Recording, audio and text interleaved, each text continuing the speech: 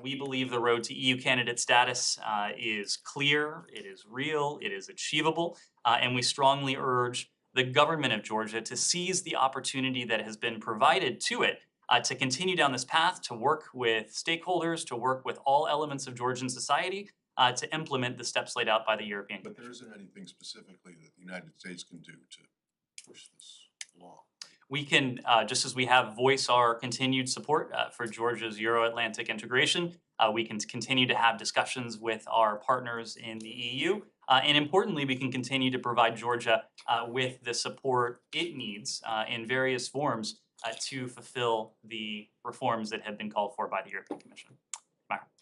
And I'm sure you've seen Russian Foreign Minister Sergei Lavrov's comments. He basically said today Moscow's military tasks in Ukraine now went beyond the eastern Donbass region.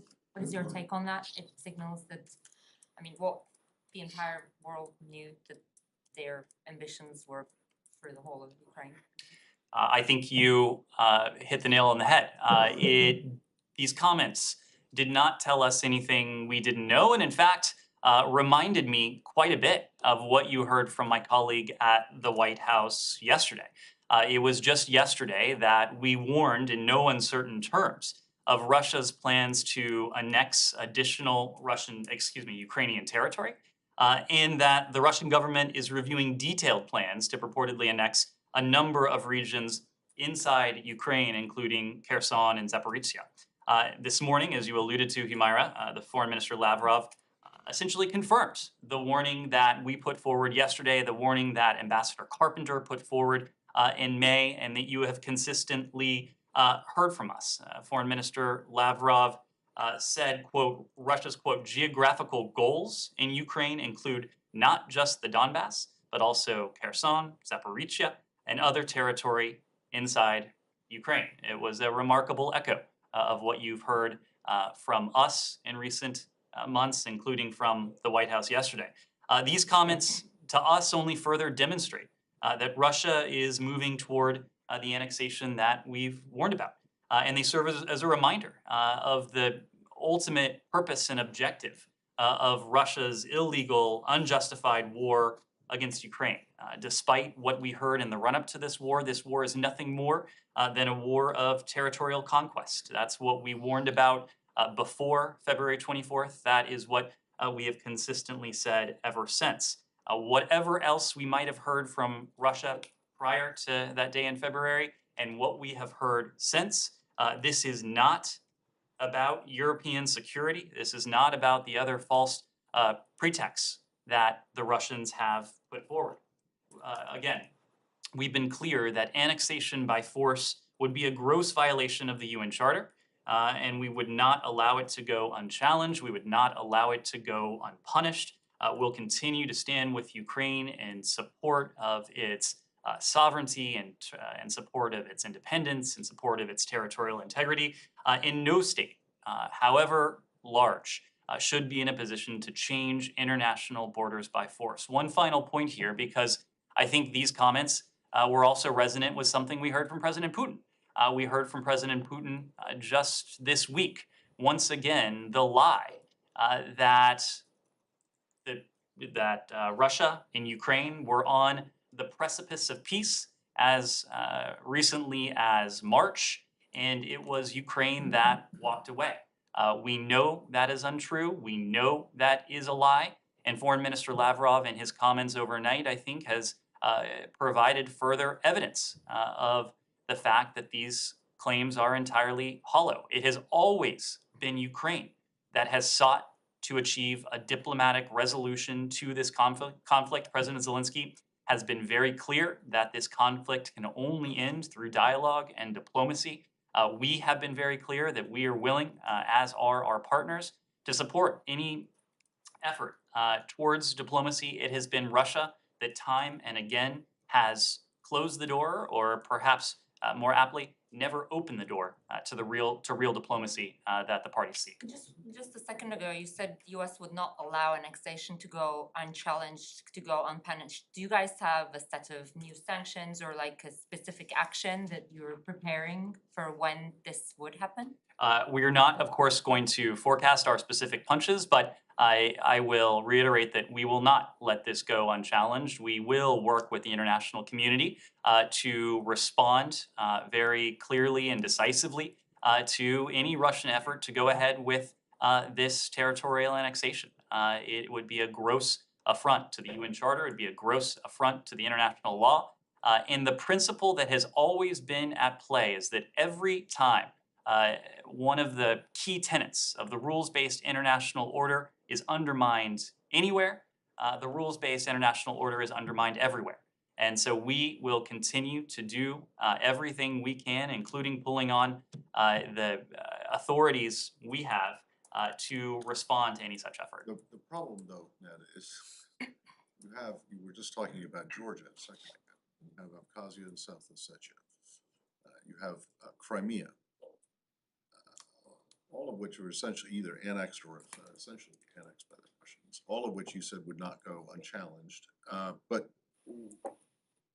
your actions to challenge them have done nothing. And in fact, the Russians have invaded and are now threatening to take more. So why shouldn't the Russians or anyone else see these just as hollow threats? Obviously, Matt, these are unique circumstances in each case.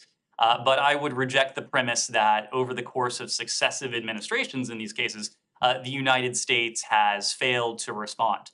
You should ask. No. I'm not saying that you failed to respond. I'm saying that your response hasn't done anything. It hasn't made any difference. Our response has exacted a price for Russia over time. You should ask Russia about its participation in the most recent G8 summit, for example. You should ask Russia about. Well, hold on a second. There is no G8. That was a bit of sarcasm. There is no G8 summit precisely because of. I get it. But Yes. there was a G20. Keep up here, Matt. Come on. And Lavrov was at the G20. Whether or not he got a these are different collections. rapturous reception. Well, yes, we can there. we can talk about the probably be at the ASEAN Regional Forum in Cambodia. we can talk about the reception that Foreign Minister Lavrov received from 19 other of his global counterparts. But the point is that over time, the United States and our partners have exacted a price for Russia's aggression against its neighbors, whether that's been in Crimea starting in 2014, whether that was in Georgia in 2008, whether that has been in Ukraine more recently. Of course, what Russia is doing in Ukraine is in some ways qualitatively different from what we've seen Russia do before. But the fact is that this administration has a commitment to strengthen, to ensure that the rules-based international order that has fueled decades, more than 7 decades of unprecedented levels of prosperity, stability, security around the world, to do what we can to strengthen that order, to challenge those who would challenge it. Okay, but do you have any indication that Russia cares that there is no longer a G8, that it got thrown out? We have every indication that Russia cares that its economy is slated to shrink by some 15% this year. We have every indication that Russia cares that 1,000 multinational companies have decided to leave the Russian marketplace. We have every indication that Russia cares that its stock market has lost tremendous value since February 24th, that it is forced to take extraordinary artificial measures to keep the price of the ruble artificially inflated. Russia cares about all of this. And in fact, the bad news for Russia is that the costs are steep now, but the costs are going to be compounded over time, not only from our financial sanctions and other economic measures, but from the export controls. Russia is being systematically starved of the raw imports, the raw ingredients it needs for its defense industrial base, for its technological base, for its energy production. So we have seen in recent days Russia have to resort to recourses that I think probably would have been largely unthinkable just a few months ago, seeking out UAV technology from Iran, essentially admitting the fact that Russia doesn't have the indigenous ability to produce it because, at least in part, of the export controls of the other measures that we've imposed. these are going to have compounding effects over time. There's every indication Russia cares about that. Okay, well, then that also raises the question of how Iran, which is under a significant amount of sanctions, even more than Russia, how are they able to do this? How are they able to, excuse me? How are they able to build these drones? Well, Matt, we are, Iran is under more sanctions than Russia is now, right? they are certainly under heavy sanctions pressure. But I think one of the distinguishing features of our campaign against Russia, our effort to hold Russia to account, has been our unprecedented use of export controls. Our ability and the success we have had in limiting those raw inputs that can go into Russia's defense industrial base. I think export controls have proven themselves in this context to be one of the most effective tools that we have. And these are tools that, lucky for us, we can wield in other contexts as well as appropriate. Well, Can I follow up? Yes, please.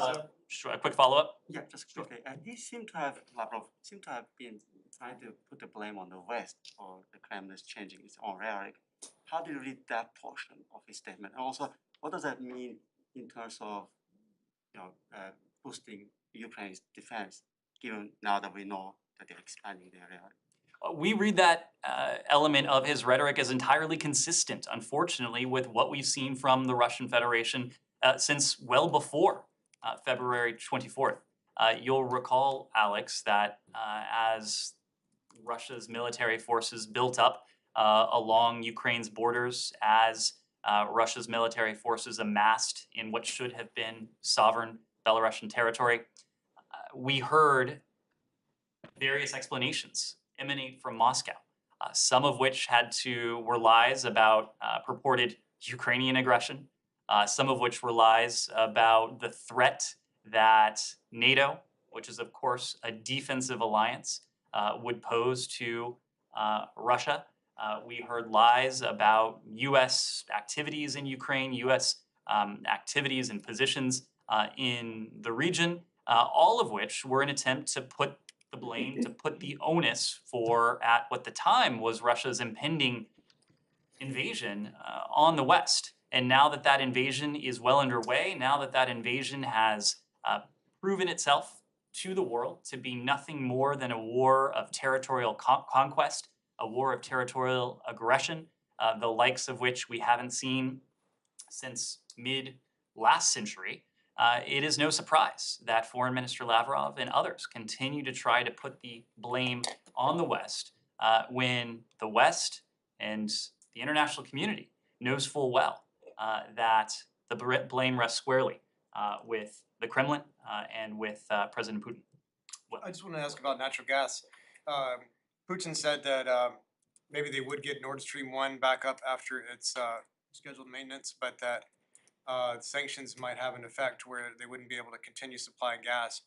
Meanwhile, the European Union warned today that they might have to ask countries to cut gas consumption by 15%, even reducing the heat and air conditioning in public buildings.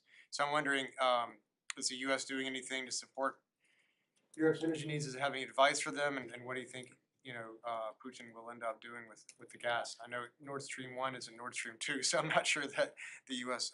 opposes that one.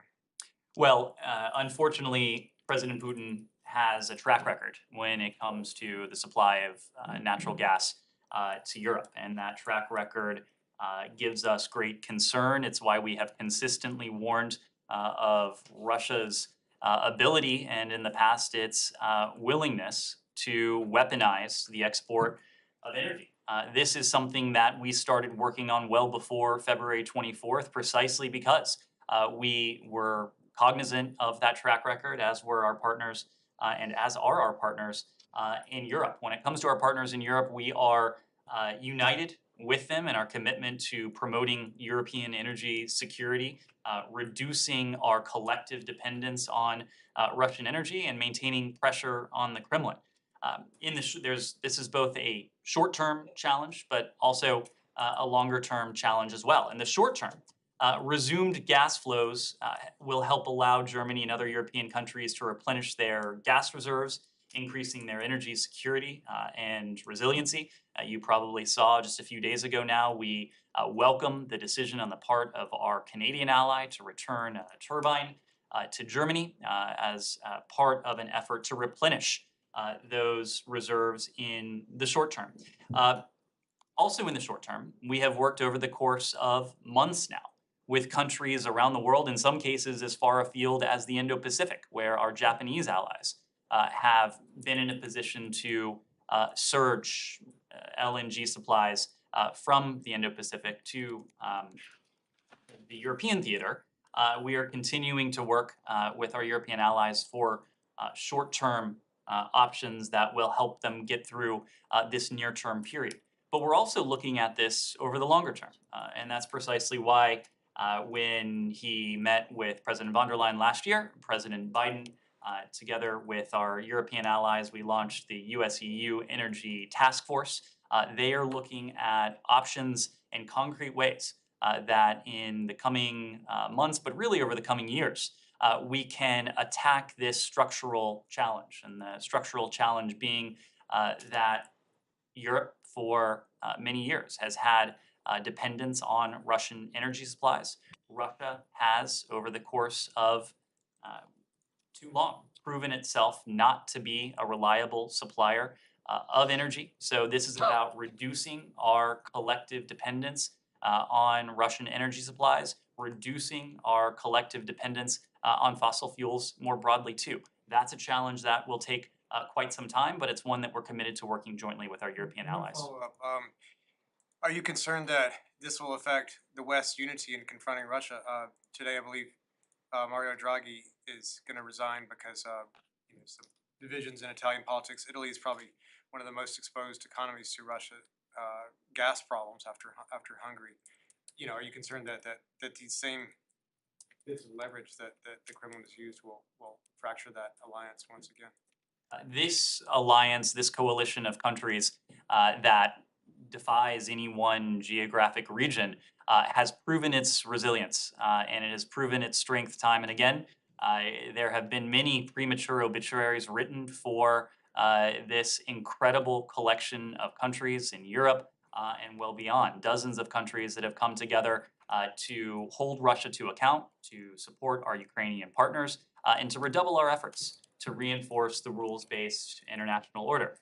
It was before February 24th where there were doubts about the viability of the international community to stand up. Since then, we've heard the same, but consistently since then, at every opportunity, whether that's been at the NATO summit, whether that's been at the G7, whether that's been at the G20 and its various iterations in recent weeks, we have seen the international community remain strong, strong in support of Ukraine, strong in our efforts to hold President Putin to account. Jenny.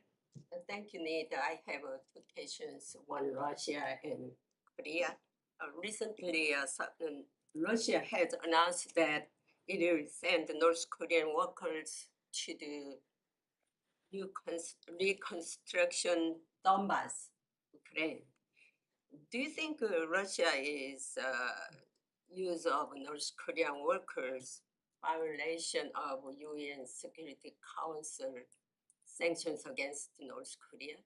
I couldn't speak to specific UN Security Council sanctions, but it certainly is an affront to the sovereignty of Ukraine.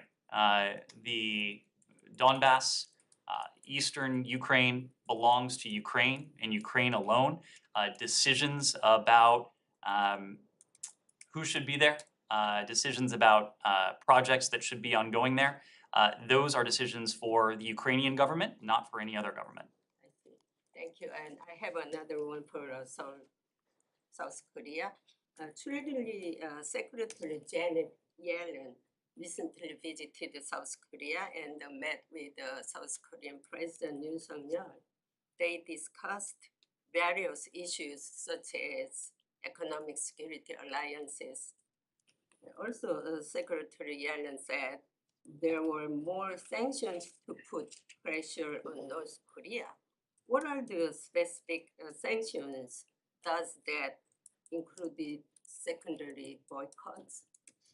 Secretary Yellen was recently, she did recently have a meeting with Deputy Prime Minister and Minister of the Economy and Finance, Chu Kyung-ho. She did speak extensively to our efforts. Well, first, she of course spoke about the close alliance between the United States and our ROK allies. She at some length discussed the friendship and the alliance and the partnership between the American people and the Korean people that has been guided by shared values and shared interests over the course of decades now. She talked about the pivotal role that the ROK economy plays in the world. I believe she made the point that the ROK economy is the world's 10th largest economy, a producer of high-tech goods that are subject to import not only by the United States, but by countries around the world. She did also talk about our joint efforts to hold Russia to account. They discussed exploring a price cap on Russian oil to deprive Russia of the revenues, of the oil revenues that President Putin would otherwise receive in his coffers. They discussed broader measures that together we have taken and that potentially remain on the table should Russia not change course in its war of aggression against Ukraine. This is something that we will continue to have an opportunity to discuss with our Korean partners at various international fora, including the G20 and elsewhere, and I'm sure we'll continue this. What about the currency swap with South Korea? Or what is the U.S. position on this currency swap? That's probably a question better directed to the Department of the Treasury. Just to follow up on your previous comment to Will's question, you're saying in the short term, resumed gas flows will help allow Germany and other European countries to replenish their gas reserves. Are you talking about Nord Stream 1? Nord Stream 1 would be an important element of that. Right, so, I mean, for the short-term solution, your sort of, like, solution is also like a Gazprom managed pipeline. There are a number of steps that are in train. Nord Stream 1 is one viable option at this point. We've taken note, again, make of them what you will, but public statements that Gazprom will honor its existing contracts. We don't take anything to the bank when it comes to the Russian Federation, noting its pattern in the past of weaponizing energy flows. But again, there are a whole series of steps that have been in train since well before February 24th, working with our European allies, stitching together our alliances across the European theater and the Indo-Pacific theater to surge and to have available as much LNG capacity as possible for our European partners. So despite all of that weaponization and all that, you do still expect Nord Stream to come back on Thursday after maintenance? I am not going to handicap it. I am going to say that we've seen the public statements and Nord Stream 1 is a viable option as of this date at least. Energy for a second. Let me move around. Just well, actually, you haven't gone yet. Sorry. Sorry. Yeah. Wall Street Journal yesterday reported that, well, they were citing State Department officials, reported that the secretary was expected to talk about energy, reducing energy dependence from unreliable countries due to this ministerial. I have seen the opening statement, but can you confirm that that's in fact the secretary's position, that we should not rely on unreliable countries? It is absolutely the position of the secretary and of this administration that we need to lessen our dependence on energy supplies from countries like Russia that have proven themselves unreliable, and then in the case of Russia, has weaponized energy over the course of years now. This is about finding dependent, reliable, resilient sources of energy as we're in the midst of the transformation broadly away from fossil fuels. But again, this is a transition period, and in the midst of this transition period, it's our collective goal to lessen our dependence on Russian energy precisely because Russia has proven unreliable. Yes? If you sit in Azerbaijan or Saudi Arabia, you see that Western leaders are coming and striking deals on energy without mentioning human rights. Oh, this doesn't sound like ingredients for long-term energy independence. Sorry, repeat the last part of your question. We cooperate with countries like Putin's partner Aliyev is striking a deal with the European Union without mentioning human rights.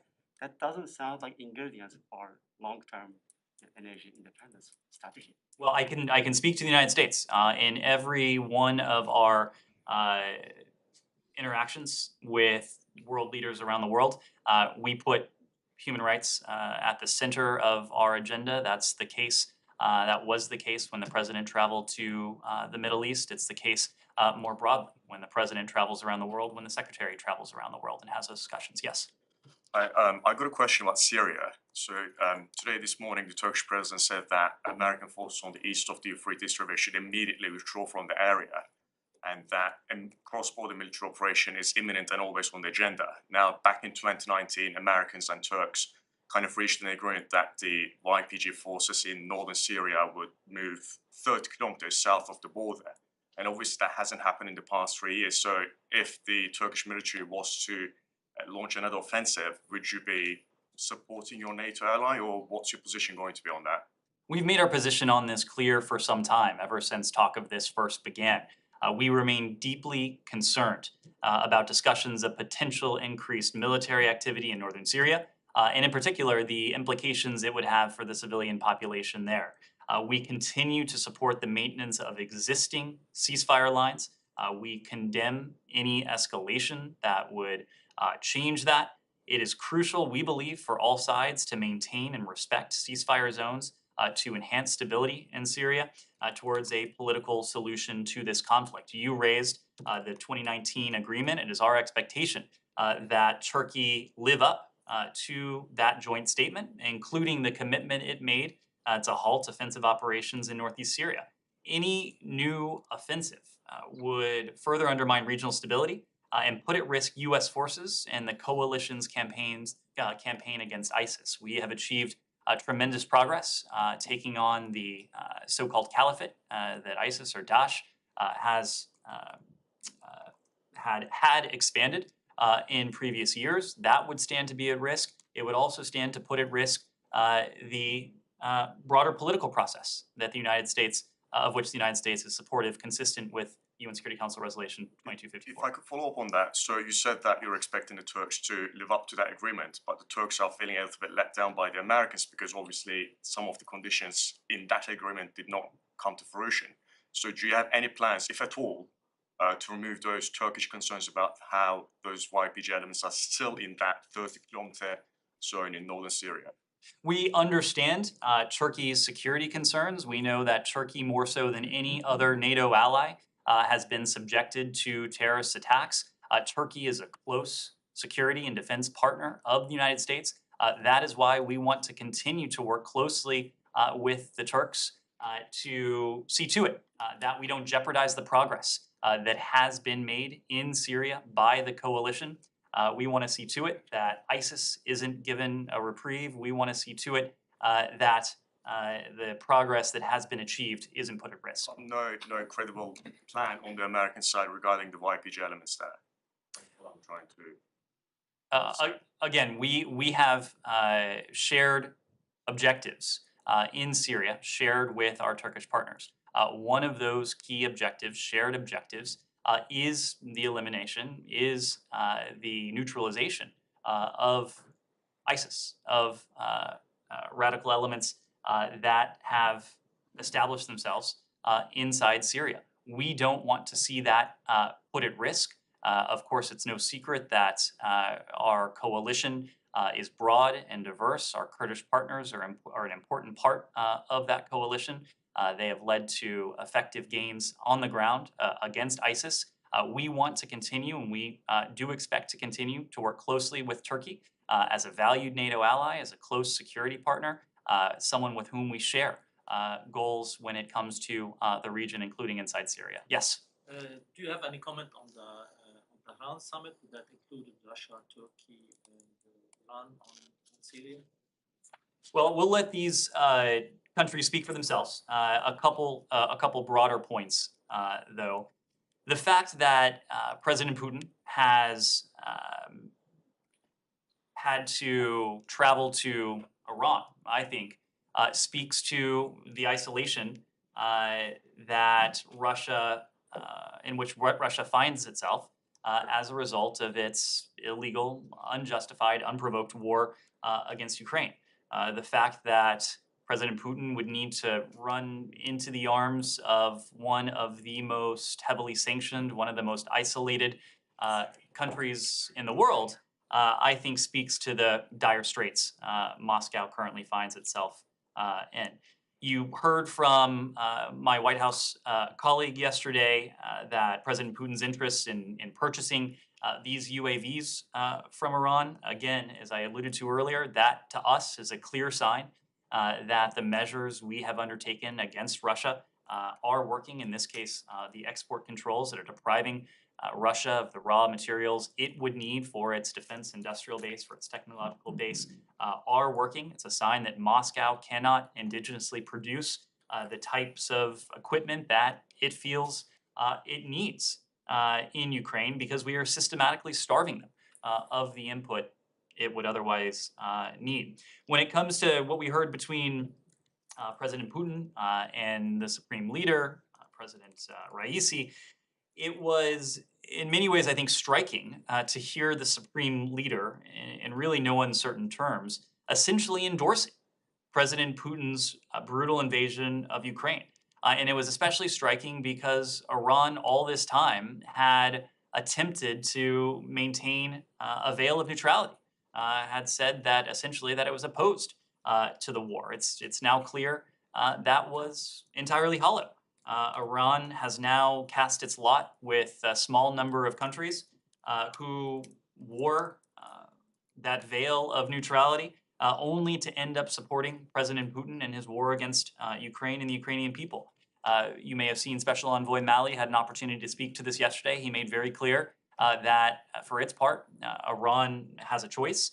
It can continue to opt for a position of relative dependency on a country like Russia, which we've already said for a number of reasons is not a reliable, dependable partner for any country around the world, or it can choose the path of diplomacy. It can choose to engage in that path, and specifically, it can choose to take up the deal that's been on the table for some time now, to have a relationship, an economic relationship with other countries around the world that is different from the one it has now, different from the one that has forced it into the arms of President Putin, and in this context, vice versa as well. I have more on Lebanon. Ned, first, is there any plan for Special Envoy Goldstein to go to Lebanon, or is that to push forward the talks between the two countries in the maritime borders?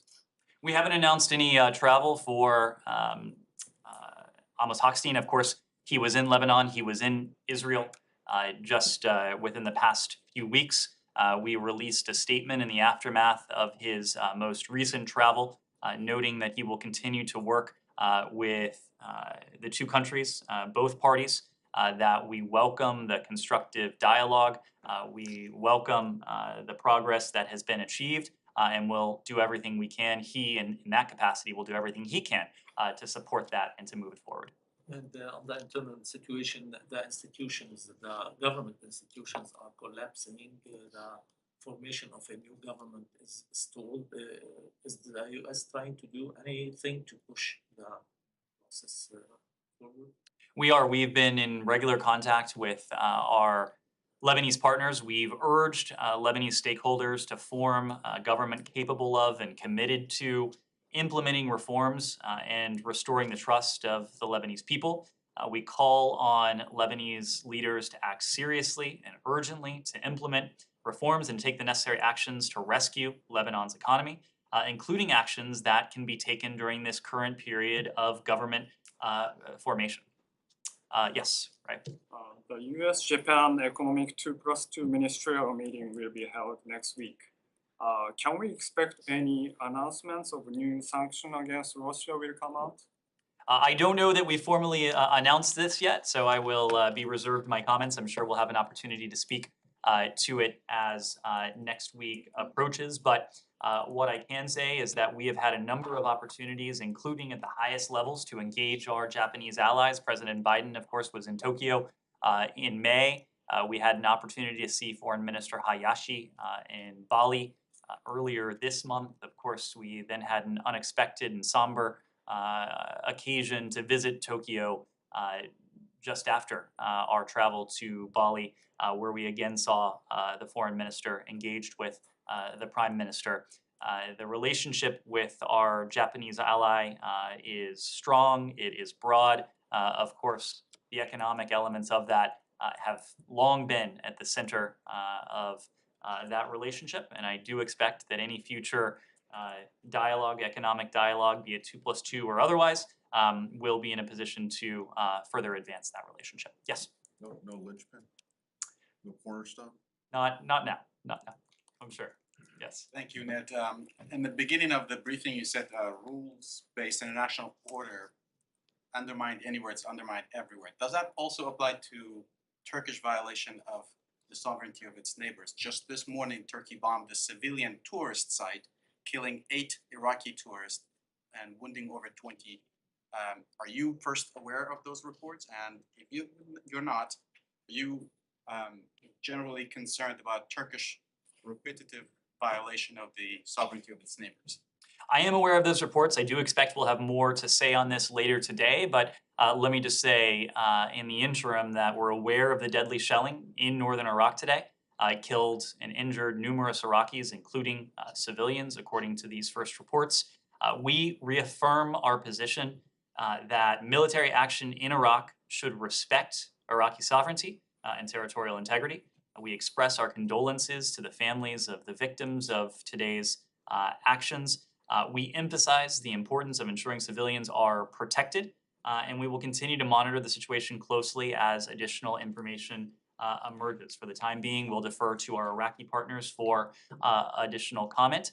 But to your broader question, the rules-based international order is agnostic as to the country behind it. And it applies equally to the United States as it does to any other country, whether that's in the Middle East, in Europe, in the Indo-Pacific, and any other region around the world. Did it apply to the United States in 2003?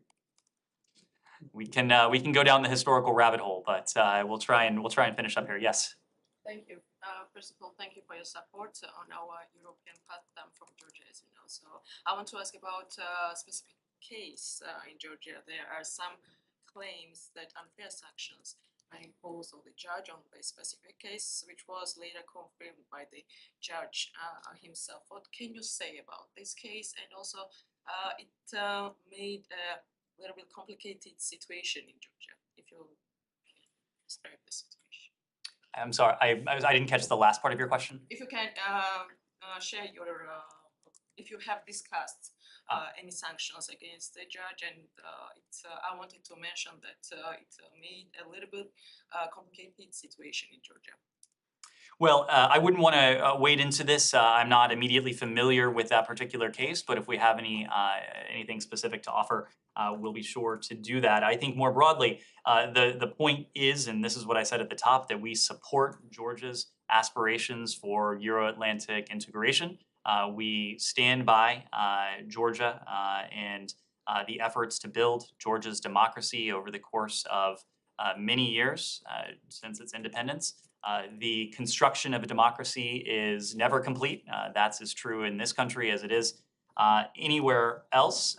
But we have attempted to do our part in terms of helping to build and to reinforce those democratic institutions that uphold the rule of law, among other basic democratic principles.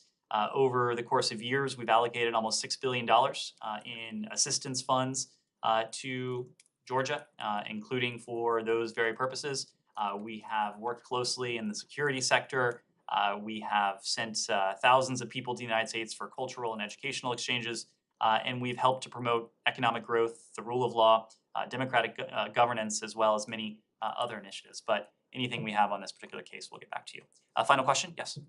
Thanks. Just changing to another part of the world. Past Monday, a group of ambassadors and other diplomats, including U.S. diplomat, they were invited to attend a meeting with the Brazilian president, who at that occasion raised questions about the electronic voting system in Brazil. Which feedback the State Department received from the U.S. Embassy in Brazil regarding this matter? Could you address this matter? I can address the matter broadly, and at the broadest level, this is something we've spoken to since last year. We've spoken to this privately with senior Brazilian officials, but we've also made our views known publicly as well. And our view is that elections have been conducted by Brazil's capable and time-tested electoral system and democratic institutions successfully over the course of many years. It serves as a model for nations not only in the hemisphere, but also beyond as well. As a partner, as a democratic partner to Brazil, we'll follow the October elections with great interest and with the full expectation that they'll be conducted in a free, fair, and credible manner, with all relevant institutions conducting their constitutional role. Shannon. Sorry, one more. I'm sure you saw the mural unveiled in Georgetown today recognizing Americans detained abroad. Organizers say in part that's to put pressure on the authorities to do more. I just want to get your response to that. And given what appears to be boiling up of frustrations, does that merit a reorganization of your communication strategy? I did see the mural. There was a senior State Department official in attendance as well. Roger Karstens was there at the invitation of the organizers. It was important for us to be there to continue to show our support for these families who are enduring an ordeal that to anyone but them is unimaginable. The mural, it's a powerful symbol of those who have been deprived and taken from their loved ones for, in all cases, far too long, and in many cases, over the course of years. Look, I said yesterday, and we had an occasion yesterday to speak of some of the some new policy initiatives that we were in a position to take on this, but we have consistently made the point, but I think we have consistently demonstrated that we have no higher priority than seeking the safe release of Americans who are either held hostage or wrongfully detained around the world. Over the course of this administration, we've seen Americans return from Russia, return from Afghanistan, return from Venezuela, return from Burma, and elsewhere. Now, of course, the fact that there is, as long as there is one American who is held hostage or unjustly detained, means our work is unfinished. There are, unfortunately, far more than one American in this position today, but each and every one of these cases is an absolute priority for Secretary Blinken. It's an absolute priority for Special Presidential Envoy Carstens. It's an absolute priority for President Biden as well. It's part and parcel of the reason why Secretary Blinken is often on the phone, often taking part in video conferences with these families, whether as a collective or more frequently on a one-on-one basis. And what you heard from us yesterday is that we took another step that will see to it that we are able to have the types of conversations with the families, in this case of wrongful detainees, that we've been able to have with the families of American hostages since 2015 with the implementation of what's known as Presidential Policy Directive 30. So again, we will continue these efforts. These efforts are by necessity quiet until they're not. And just to cite one example, of course, we were in a position to bring a Trevor Reed home just a few months ago before his release was announced. It's not something that we spoke of. The steps we were taking in this case with Russia was not something that we detailed publicly, and for good reason. We have found that these cases often are best worked behind the scenes. Even though we don't speak of it, it doesn't mean that we aren't working around the clock to see a successful resolution and outcome. Thank you all very much. Thanks.